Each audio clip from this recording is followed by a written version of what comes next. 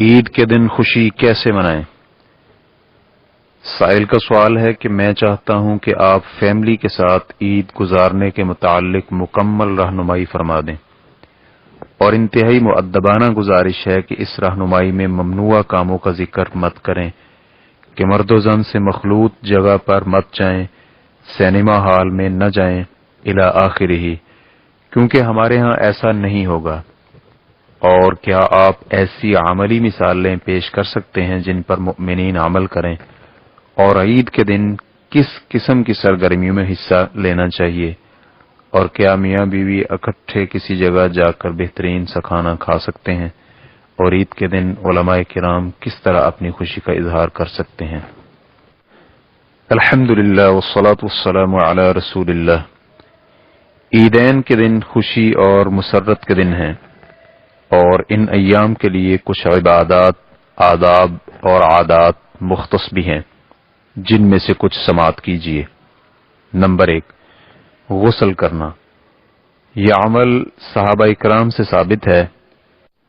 چنانچہ علی رضی اللہ عنہ سے ایک آدمی نے غسل کے بارے میں پوچھا تو انہوں نے کہا، اگر چاہو تو روزانہ غسل کرو۔ تو آدمی نے کہا، نہیں، جسے غسل کہا جاتا ہے اس کے بارے میں سوال ہے۔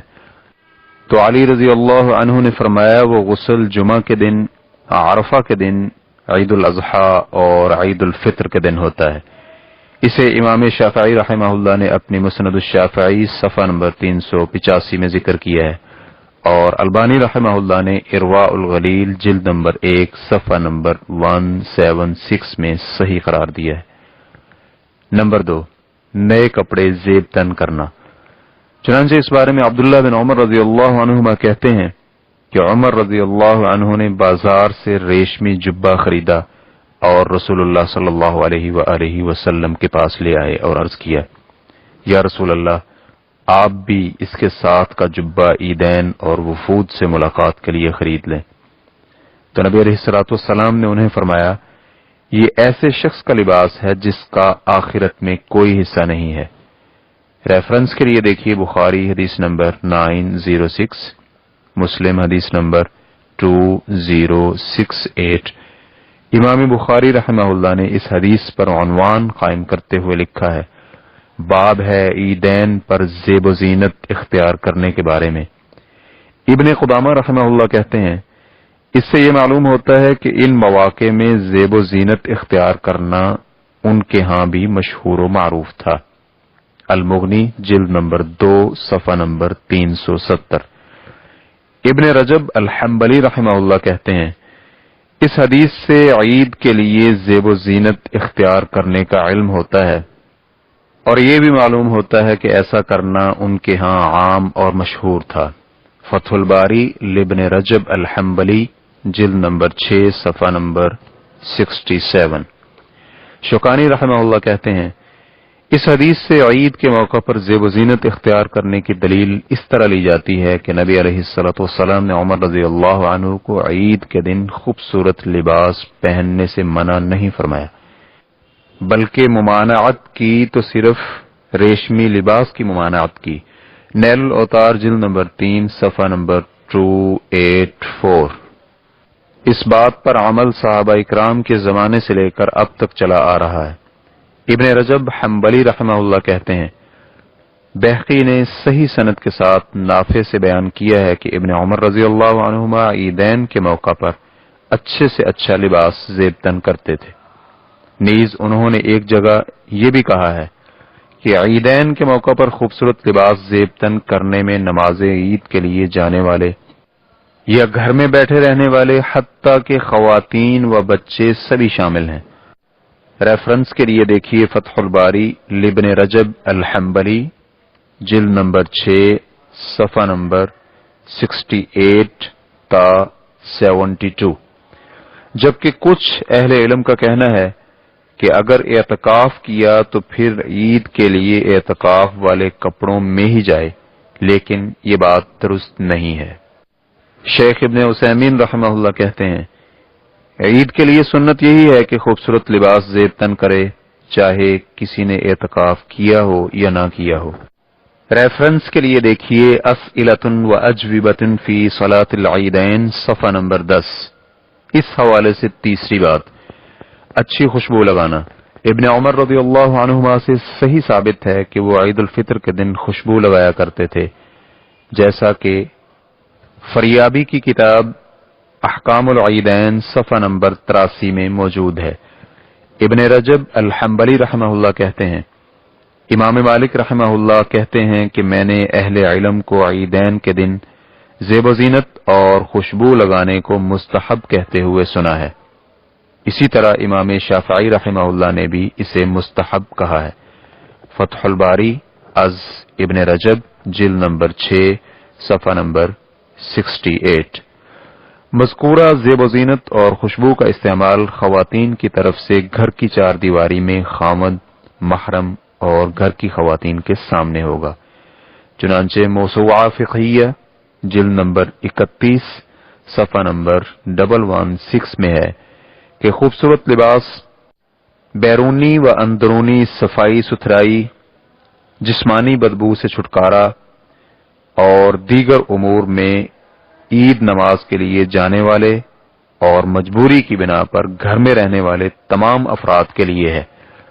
کیونکہ یہ دن زیب و زینت کا دن ہے، اس لیے تمام کا حکم برابر ہوگا، لیکن خواتین اس میں شامل نہیں ہیں۔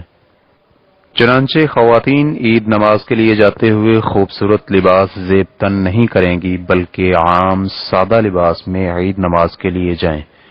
خوبصورت لباس اور خوشبو استعمال نہ کریں، کیونکہ ان کی وجہ سے فتنے کا خدشہ رہتا ہے۔ حتیٰ کہ بوڑھی اور غیر دلکش خواتین بھی اسی حکم میں شامل ہیں۔ چنانچہ خواتین مردوں سے بالکل الگ تھلگ رہیں گی۔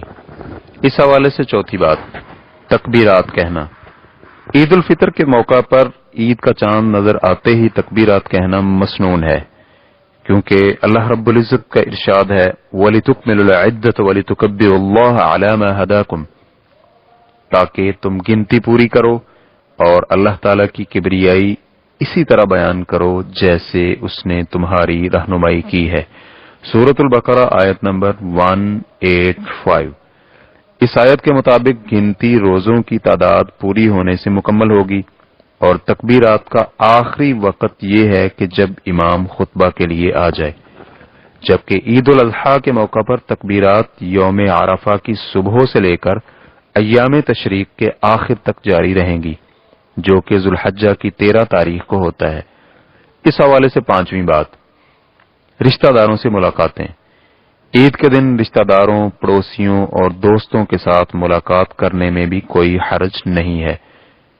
لوگوں میں اس کا اہتمام عام پایا جاتا ہے، بلکہ یہ بھی کہا گیا ہے کہ عید نماز کے لیے آتے جاتے راستہ تبدیل کرنے کا حکم بھی اسی لیے دیا گیا ہے کہ زیادہ سے زیادہ لوگوں سے ملاقات ہو سکے۔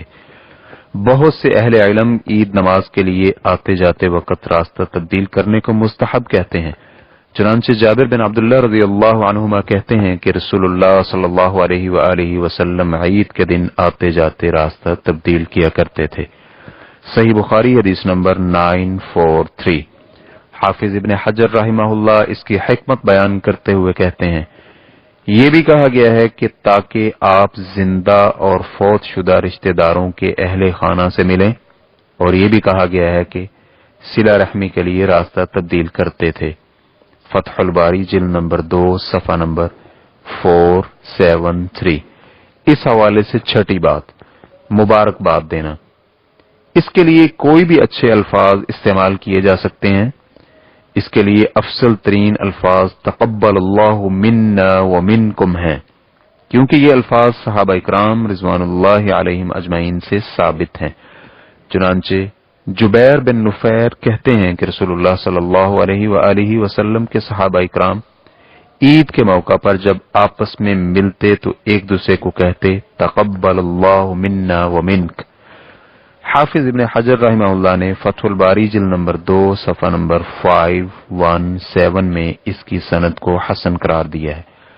مالک رحمہ اللہ سے پوچھا گیا، عید کی نماز سے واپس آنے کے بعد اگر کوئی اپنے بھائی سے کہہ دے کہ تقبل اللہ منا ومنک وغفر اللہ لنا ولک، اور آگے سے جواب میں بھی اسی طرح کے الفاظ کہے تو کیا یہ مکروہ ہے؟ تو انہوں نے کہا یہ مکروہ نہیں ہے۔ ریفرنس کے لیے دیکھیے المنتقى شرح المؤدبانہ جلد نمبر 1 صفحہ نمبر 322۔ شیخ الاسلام ابن تیمیہ رحمہ اللہ کہتے ہیں عید کے دن مبارکباد دیتے ہوئے نماز عید کے بعد ایک دوسرے کو یہ کہنا کہ تقبل اللہ منا ومنکم، یا اللہ تعالیٰ آپ کو بار بار عیدیں نصیب کرے، اس طرح کے دیگر دعائیہ کلمات کہنا متعدد صحابہ کرام سے مروی ہے کہ وہ ایسا کیا کرتے تھے۔ ائمہ کرام نے اس بارے میں رخصت ہی دی ہے، جیسے کہ امام احمد رحمہ اللہ کہتے ہیں کہ میں کسی کو عید کی مبارکباد دیتے ہوئے پہل نہیں کرتا، لیکن اگر کوئی مجھے مبارکباد دے تو میں اس کا جواب دیتا ہوں، کیونکہ جواب دینا واجب ہے۔ مبارکباد دینے سے متعلق احادیث میں کہیں بھی حکم نہیں ہے اور نہ ہی اس سے کہیں ممانعت موجود ہے، اس لیے مبارکباد دینا اور نہ دینا دونوں طرح درست ہے۔ ریفرنس کے لیے دیکھیے مجموع الفتاوی جلد نمبر 24 صفحہ نمبر 253۔ اس حوالے سے 7ویں بات، کھانے پینے کا اہتمام۔ کھانے پینے کا خصوصی اہتمام کرنے میں بھی کوئی حرج نہیں ہے۔ یہ اہتمام گھر میں یا گھر سے باہر کسی ہوٹل وغیرہ میں بھی ہو سکتا ہے، تاہم کسی ایسے ہوٹل میں کھانے کا اہتمام نہ کریں جہاں پر شراب نوشی ہو یا وہاں موسیقی کی آواز آ رہی ہو یا پھر مرد و زن کا مخلوط ماحول ہو۔ کچھ علاقوں میں ایسا بھی ممکن ہے کہ مرد و زن کے مخلوط ماحول اور دیگر شرعی مخالفات سے بچنے کے لیے زمینی یا سمندری سفر بھی کر سکتے ہیں۔ نبیشہ حضلی رضی اللہ عنہ کہتے ہیں کہ رسول اللہ صلی اللہ علیہ وآلہ وسلم نے فرمایا ایام تشریق کھانے پینے اور ذکر الہی کے دن ہیں۔ مسلم حدیث نمبر 1141۔ اس حوالے سے 8ویں بات، جائز تفریح۔ فیملی کے ساتھ ساحل سمندر، بحری اور بری سفر کرنے میں کوئی حرج نہیں ہے۔ اسی طرح قدرتی طور پر خوبصورت علاقوں اور تفریحی پارک وغیرہ میں بھی جا سکتے ہیں، بشرطے کہ وہاں کوئی غیر شرعی امور نہ ہوں۔ اسی طرح موسیقی سے خالی ملی نغمے اور ترانے بھی سنے جا سکتے ہیں۔ چنانچہ سیدہ عائشہ رضی اللہ عنہ کہتی ہیں کہ میرے پاس رسول اللہ صلی اللہ علیہ وآلہ وسلم آئے، اس وقت 2 چھوٹی بچیاں جنگ بعاث کے ترانے گا رہی تھیں، تو آپ علیہ الصلوۃ والسلام بستر پر لیٹ گئے اور اپنا چہرہ دوسری جانب کر لیا۔ پھر اس کے بعد ابو بکر رضی اللہ عنہ آئے تو انہوں نے مجھے ڈانٹ پلائی اور کہا نبی علیہ الصلوۃ والسلام کے پاس شیطان کی بانسریاں۔ اس پر نبی علیہ الصلوۃ والسلام متوجہ ہوئے اور فرمایا انہیں ترانے پڑھنے دو۔ چنانچہ جب آپ کی توجہ دوسری جانب ہوئی تو میں نے انہیں ہاتھ سے اشارہ کیا اور وہ دونوں وہاں سے چلتی بنی۔ اسی طرح عید کا دن تھا اور سیاہ فام لوگ نیزوں اور ڈھالوں سے کھیل رہے تھے۔ میں نے نبی علیہ الصلوۃ والسلام سے کہا تھا یا پھر نبی علیہ الصلوۃ والسلام نے خود ہی مجھ سے پوچھا تھا کیا تم انہیں کھیلتے ہوئے دیکھنا چاہتی ہو؟ تو میں نے کہا ہاں۔ تو آپ علیہ الصلوۃ والسلام نے مجھے اپنے پیچھے کھڑا کر لیا، میرا گال آپ کے رخسار پر تھا، اور آپ نے انہیں فرمایا بنی ارفدہ حبشہ کے لوگوں اپنے کام میں لگے رہو۔